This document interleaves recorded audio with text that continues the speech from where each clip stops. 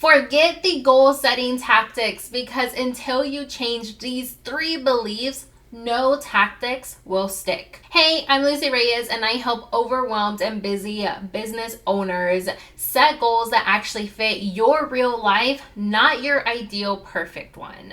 So let's go ahead and dive into these 3 beliefs that are going to really make every goal feel so much more doable and honestly like a breath of fresh air. By the way, if you want a quick, low pressure way to refocus on your goals every single week, then go to the description wherever you're listening to this and grab my free weekly Reset GPT. It's linked down below. All right.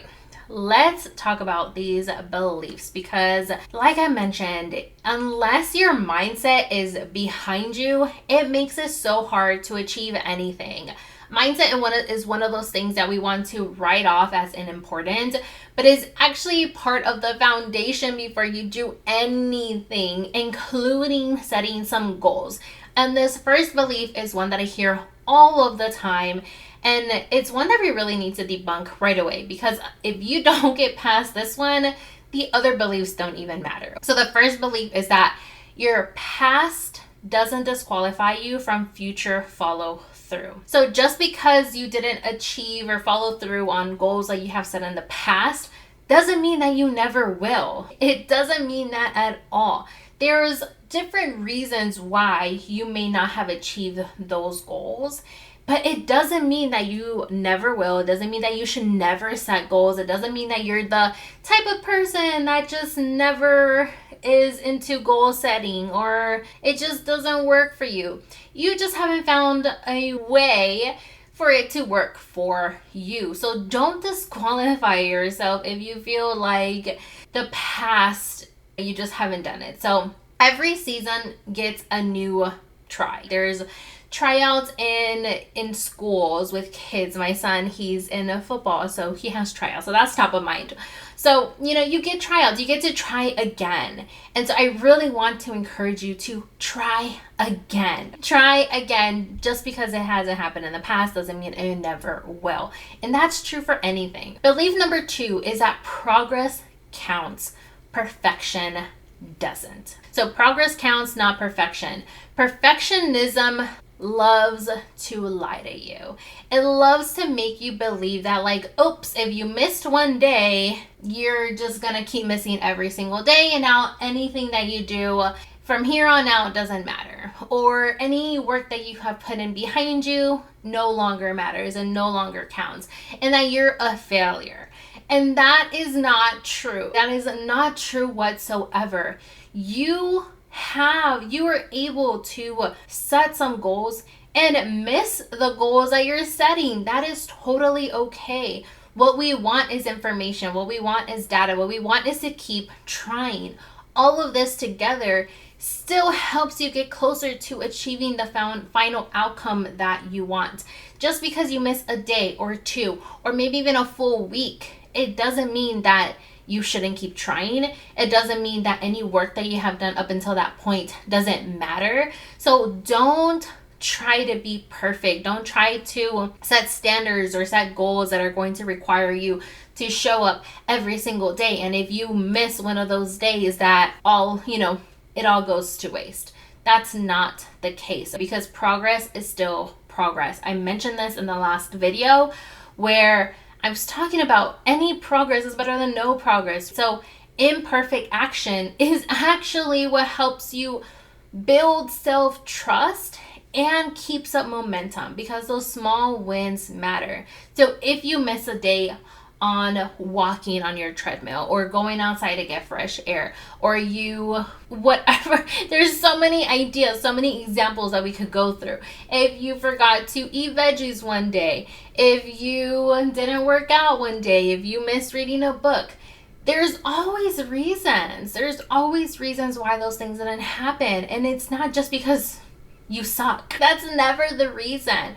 So take a moment to reflect on, why did this happen? And then try to do better the next time. And that is how real progress, real true progress that sticks, not just for the year, but for lifetime, that's how it happens. By you making mistakes going back, reflecting on them, trying to see what happened that messed me up. Why did I miss? And then doing something about it, and then trying again. So keep that up. That's the momentum that you want. That is what's going to make this a lasting goal with a lasting outcome, not just for 1 year or whatever time frame you're trying to set this for. So that's belief number 2.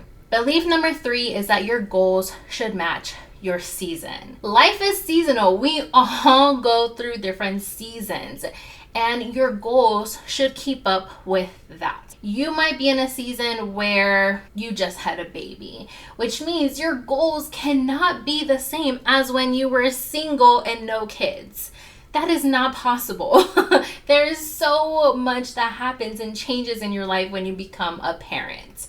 That is one example. Even going from the summer, if you are a teacher and you have work over the summer and work, or you have no work over the summer, but then you have work during August until winter break in December, and then you have 2 weeks of winter break. All of those are different seasons. That's 3 different seasons that I just mentioned in that 1 year. There's definitely more. So goals are seasonal and they should match the season that you're in. So yeah, I wish we could just set a goal and it's magically the same goal forever, and we have to follow the exact same routine and task every single time in order to achieve that. I wish that was the case, but unfortunately life is life and that's not how it works. So you don't want to set goals based on a past season that you were in.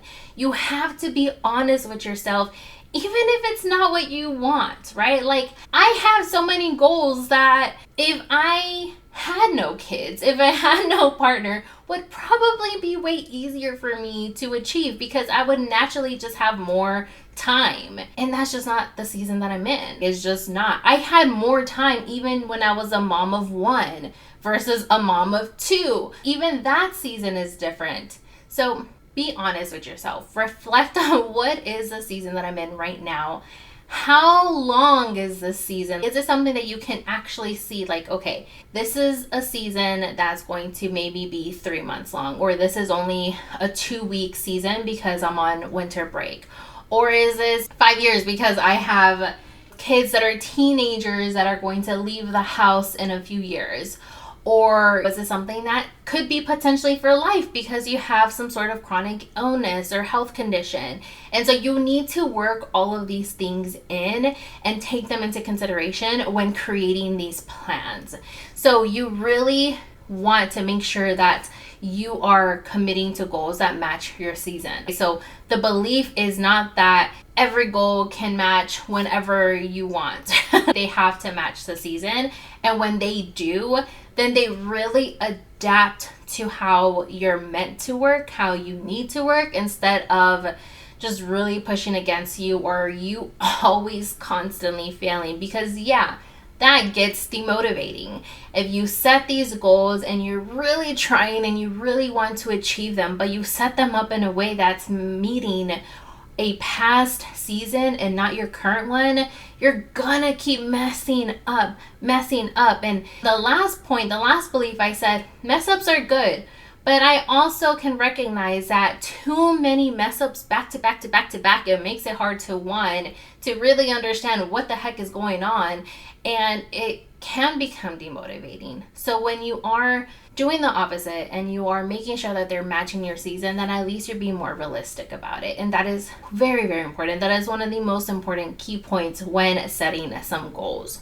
So these are the 3 biggest beliefs that I want you to change your mindset around when and before you even start to set any goals. And if you have already started to set some goals, well, then go back and see which of these 3 are not matching up with this exact goal. So I'm curious, which part of goal setting trips you up the most? Is it getting started? Is it sticking with it? Or is it adjusting your goal when life gets busy? Go ahead and share in the comments. I'm super curious. There's no right or wrong answer. I'm just curious on where you get tripped up the most.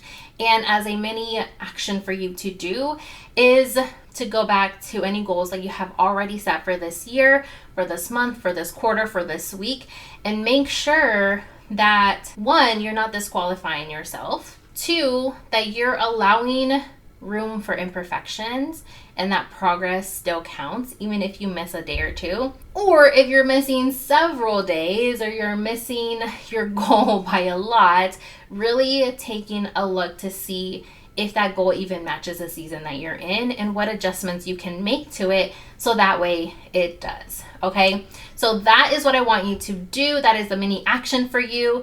And go ahead and leave me a comment down the video below or send me a message through whatever podcasting app you're listening to this on. And if you want to try a grounded approach to really reflecting and resetting your week every single week, then go ahead and grab my free weekly Reset GPT. It helps you reset and refocus your goals and your task in just 10 minutes a week based on your real current reality. So the link is in the description. Remember, you don't have to set bigger goals, just ones that match your real life. All right, I'll see you in the next video.